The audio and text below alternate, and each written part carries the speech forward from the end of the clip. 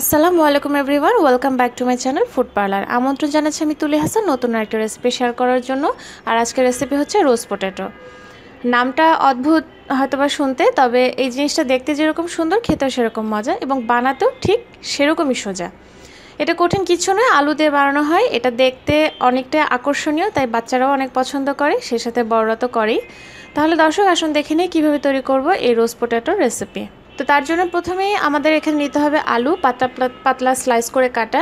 আপনারা চাইলে চিপস কাটার রয়েছে, যে গ্রেটারের যেই সাইডটায় চিপস কাটার রয়েছে সেটা দিয়ে কাটতে পারেন পাতলা করে, আবার কেউ যদি নাইফ দিয়ে পাতলা করে কাটতে পারেন তো কাটতে পারেন।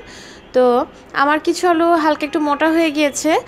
তো এরকম মোটা যদি হয়ে যায় তো সেক্ষেত্রে কীভাবে আপনারা সেটাকে সফট বানাবেন আমি সেই টিপসটাও আজকে দেখিয়ে দিচ্ছি। আমি এখানে আলুটা কেটে একটু 5 মিনিট পানিতে ভিজিয়ে রাখছি, তাতে করে আলুটা কালো হয়ে যাবে না।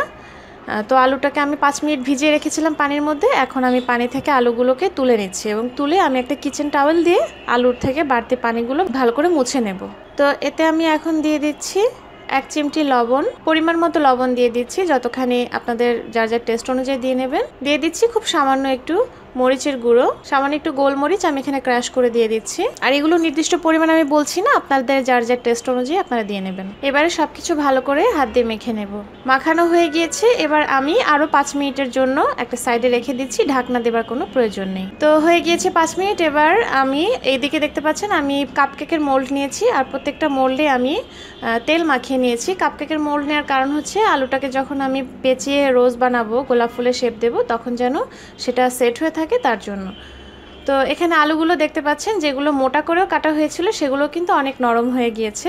এটাই হচ্ছে আমার টিপস, আর লবণ দিয়ে মেখে রাখার কারণে এটা হয়েছে। তো এবার আমি একটা একটা করে স্লাইস নিয়ে এরকম করে বিছিয়ে দেব। সবগুলোই স্লাইস দিয়ে দেখতে সুন্দর হয়নি, কোনোটা একটু ভেঙে গিয়েছে কাটার সময়, কোনোটা একটু কাটাটা সুন্দর হয়নি। তো সেগুলো আমি মোটামুটি যেগুলো হয়েছে সেগুলো আমি দিচ্ছি। এরকম করে একটা একটা করে বিছিয়ে দিতে হবে। আর কিভাবে বেছাচ্ছি সেটা আপনাদেরকে দেখে বুঝতে হবে। চেষ্টা করবেন যে একই মাপের স্লাইসের আলু নিতে। আমি বড়গুলো একটা পাশে নিয়েছি এবং যেগুলো মিডিয়াম সাইজের সেগুলো একটা পাশে নিচ্ছি।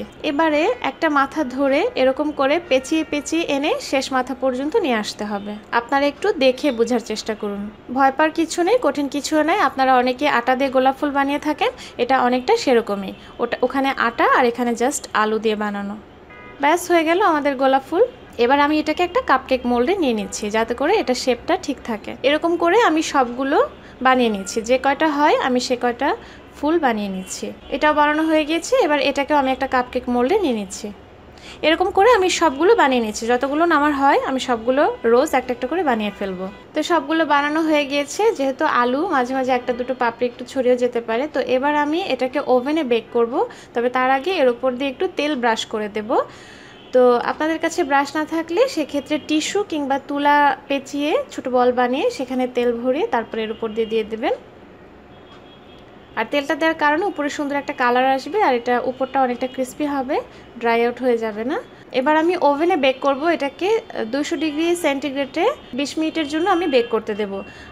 আমার ওভেনে এটা হতে 20 মিনিট লাগে, আপনাদের যার যার ওভেনের টেম্পারেচার অনুযায়ী দেখে নেবেন। তবে 15 থেকে 20 মিনিট মিনিমাম লাগবেই, তারপরে যদি না হয় সেক্ষেত্রে 5-10 মিনিট করে বাড়িয়ে নেবেন।